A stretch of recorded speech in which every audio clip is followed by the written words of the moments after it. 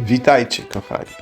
Tym razem zabieram Was do jednego z najwspanialszych zamków barokowych Europy, a na pewno do największego prywatnego pałacu, jaki kiedykolwiek wybudowano w Szwecji.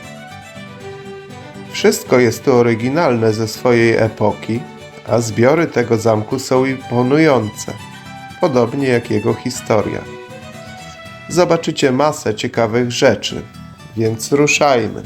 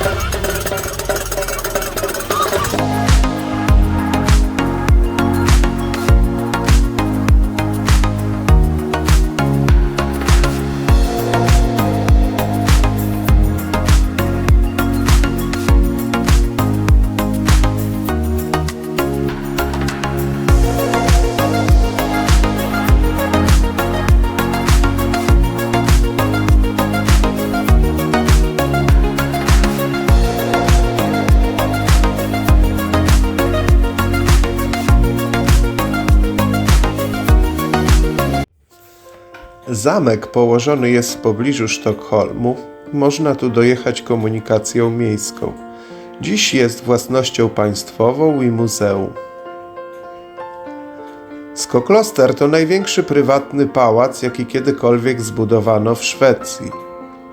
Budowę rozpoczęto w 1654 roku, a przerwano w 1676, gdy to jego budowniczy, Karl Gustav Wrangel, zmarł. Na wieść o śmierci właściciela, robotnicy pracujący wówczas nad salą balową odłożyli narzędzia i opuścili teren zamku. Sala balowa z pozostawionymi narzędziami pozostaje w takim stanie do dziś. Zajrzę tam ukradkiem, żeby ją Wam pokazać, ale nie będzie to proste, ponieważ nie jest udostępniona do zwiedzania. Architektem był niemiecki mistrz budowlany Kaspar Vogel z Turyngii. Nigdy nie zrealizowany ogrody barokowy i drugi nad jeziorem zaprojektował Jean de la Vallée. Sam właściciel miał również ogromny wpływ na wygląd zamku. Architektura taka niespotykana jest nigdzie indziej w Szwecji. Uważa się, że pierwowzorem bryły budynku był Pałac Ujazdowski w Warszawie, który to Wrangel jako generał oblegał w czasie wojny polskiej Karola X Gustawa, w Polsce znanej jako potop szwedzki. Skokloster jest unikatem architektonicznym w skali Szwecji. Nie ma tu ani pierwowzoru, ani naśladowców. W zamku znajduje się ponad 50 000 obiektów. Między innymi jedna z najsłynniejszych w Europie kolekcja broni, galeria portretów z ponad 600 pracami, głównie olejnymi.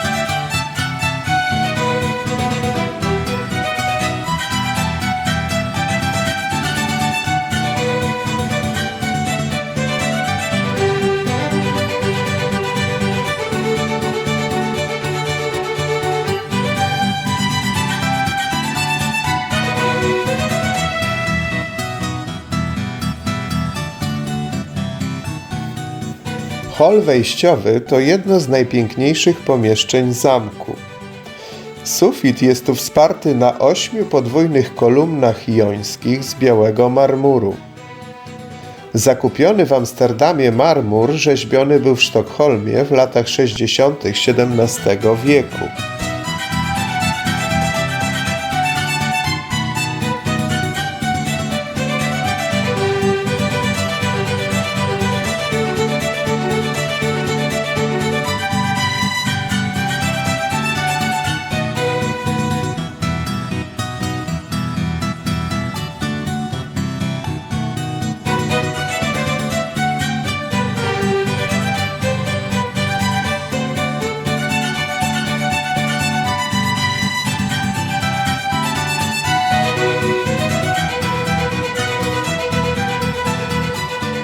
Tak wygląda umieszczona na parterze ekspozycja stała muzeum.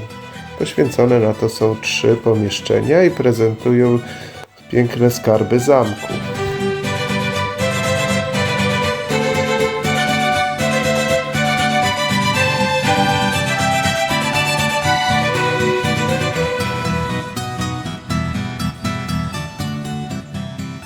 Możemy tu też podziwiać znany na całym świecie portret Vertumnusa autorstwa Archimboldo.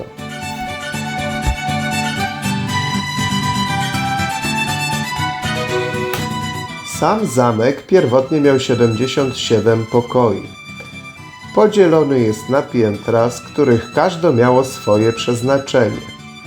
I tak w piwnicach, do których zajrzeć nie można, znajdowały się magazyny na żywność i napoje.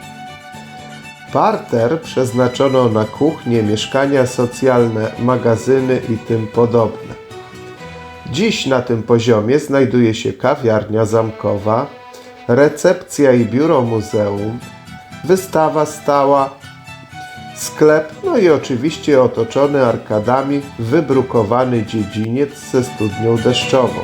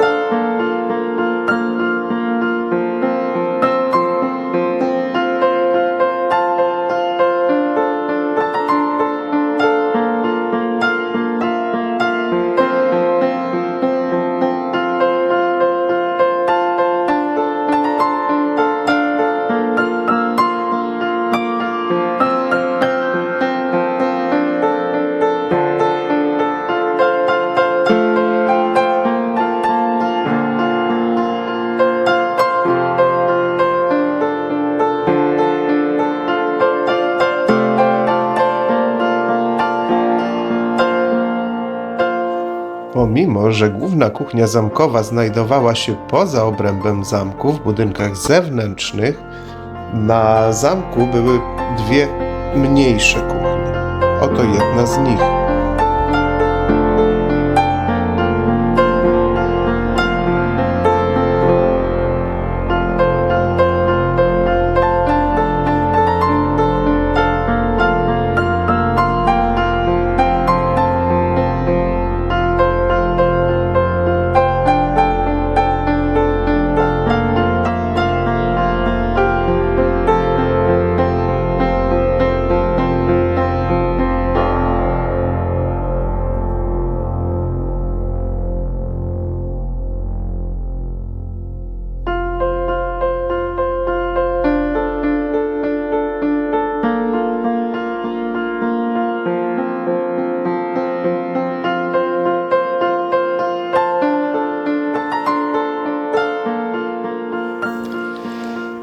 Na drugim piętrze nad drzwiami znajdują się fantazyjne malowane popiersia cesarzy rzymskich.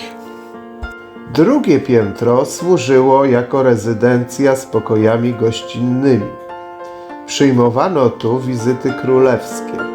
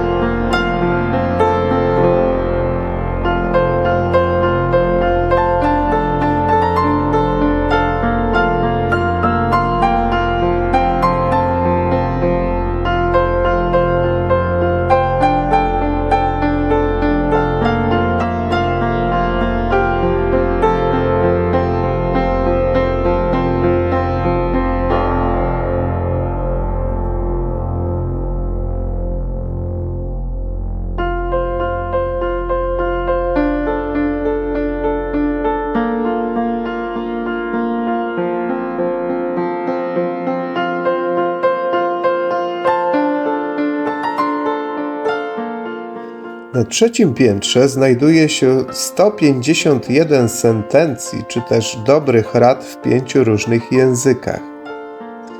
A nad drzwiami pokoi gościnnych wiszą miedzioryty z ich nazwami. Trzecie piętro zamku często nazywane jest piętrem rodziny Brahe, ze względu na to, że późniejsi kolejni właściciele na tym właśnie piętrze mieli swoje prywatne apartamenty.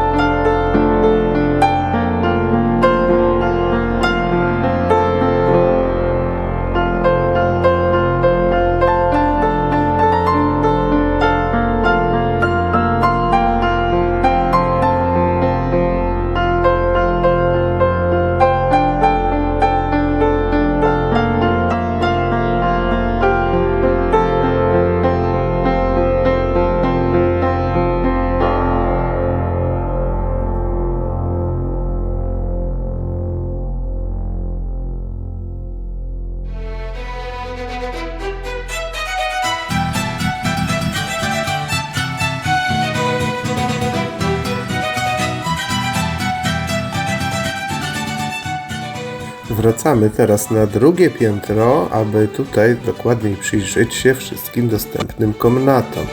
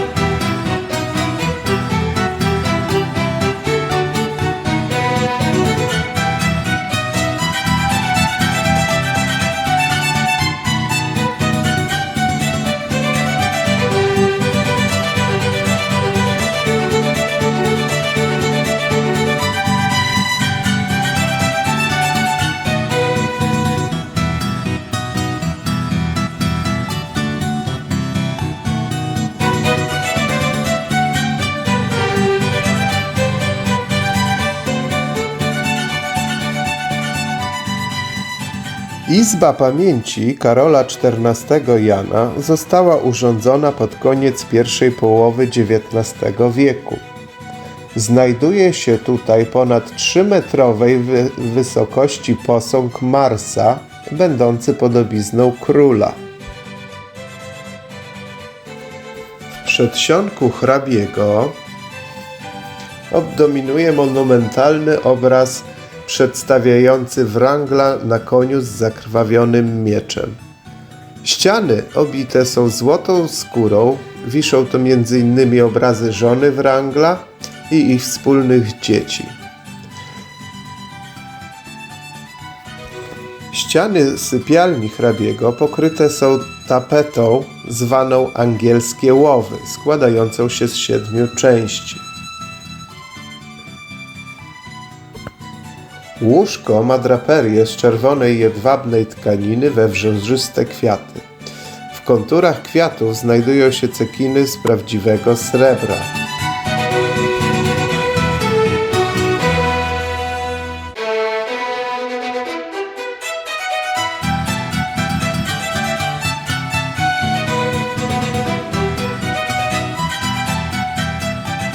Znajdujemy się teraz w sali królewskiej. Została ona tak nazwana ze względu na cześć dla portretów królewskich na jej ścianach. Jest to najbardziej luksusowe pomieszczenie w zamku. Skórzane złote tapety, dekorowany stiukiem sufit. Po obu stronach sali królewskiej znajdują się apartamenty hrabiego i hrabiny, z których każdy składa się z oddzielnej sypialni z przedsionkiem.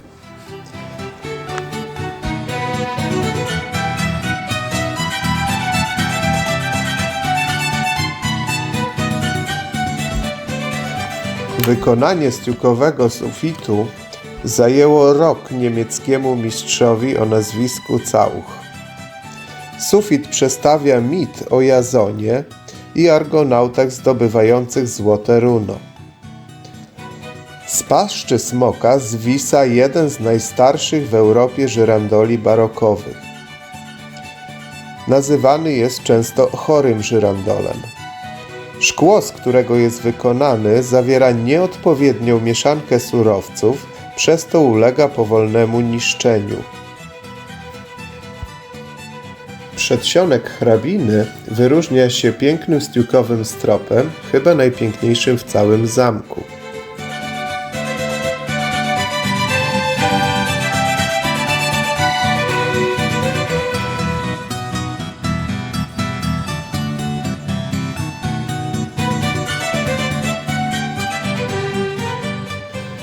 Jednym ze skarbów pokoju jest klawesyn z malowidłami na otwartym wieku.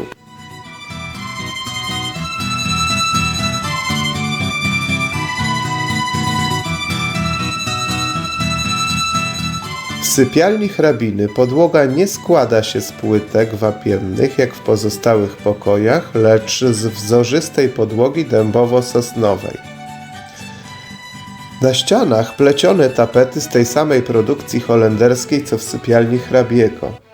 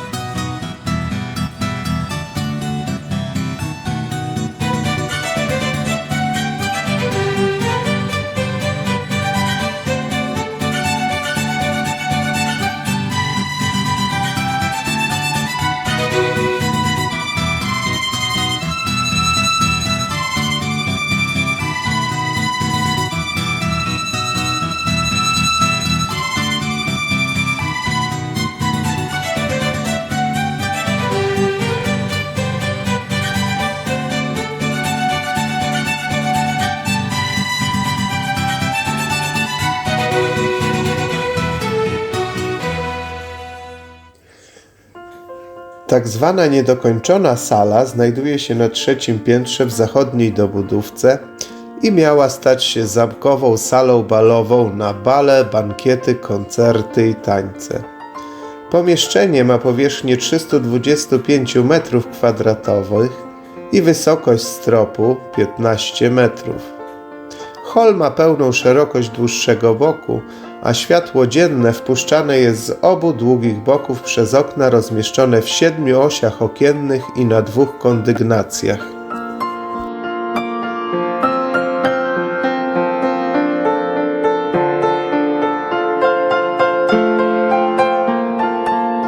Czwarty poziom, poddasze, służyło do nauki i wypoczynku.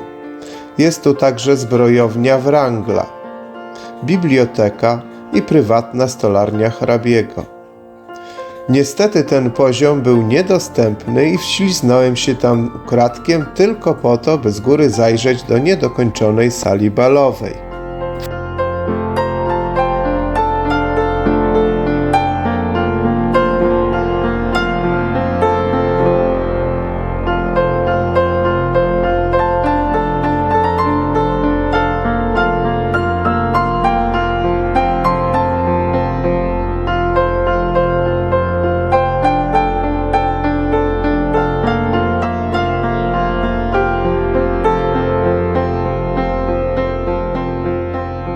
Wracamy już na parter. Na parterze pokażę Wam jeszcze łazienkę specjalnie urządzoną dla zwiedzających. Jest tu również ekspozycja przedmiotów używanych w zamku do zabiegów higienicznych. A ciekawostką jest przenośna toaleta. Tu kończę zwiedzanie zamku.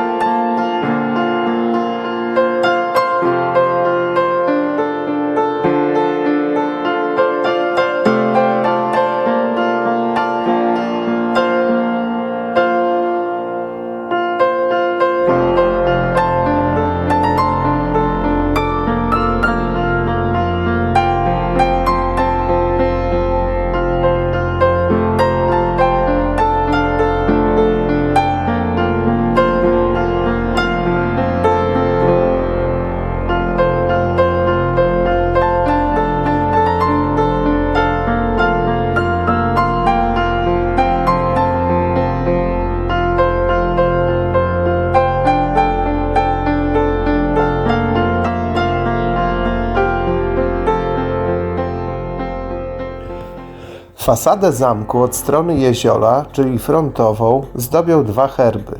Kolorowy herb rodziny Wrangel i herb trofeum wyżej. Obydwa rzeźbione w drewnie przez niemieckiego mistrza.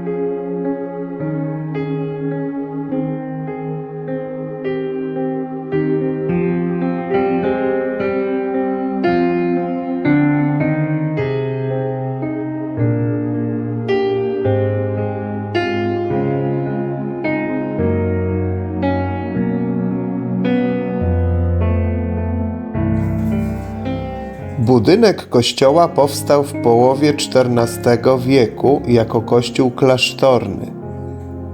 Budynek kilkakrotnie płonął i był przebudowywany.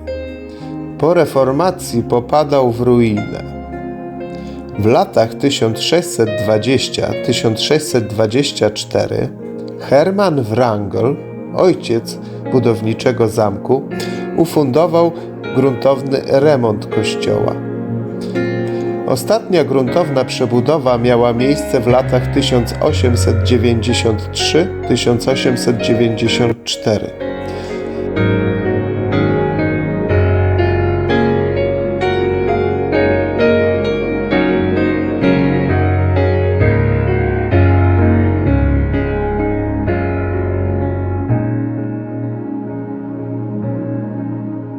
Ołtarz i ambona pierwotnie należały do kościoła klasztornego w Polskiej Oliwie.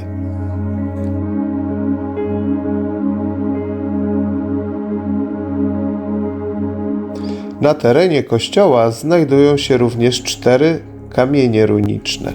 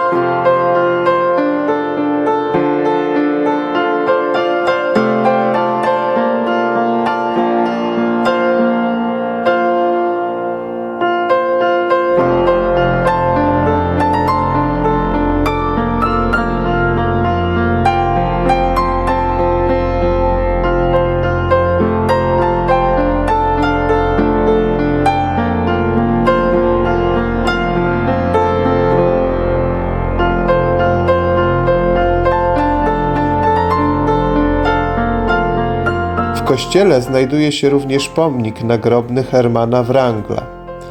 Rzeźba tego pomnika została wykonana w Niemczech około 1650 roku.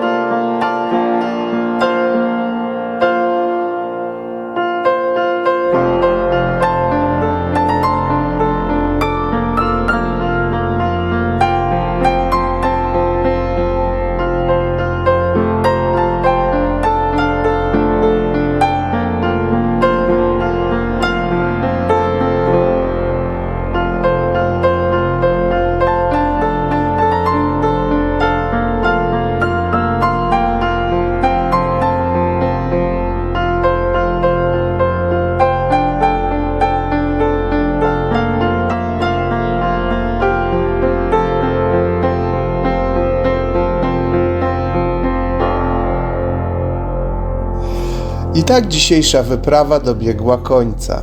Mam nadzieję, że zainteresowałem Was tym pięknym zamkiem. Jeśli się podobało, dajcie łapkę w górę. Zachęcam do komentowania i zasubskrybowania kanału, jeśli ktoś jeszcze tego nie zrobił. Dziękuję za obejrzenie do końca i zapraszam na kolejne wyprawy. Do zobaczenia.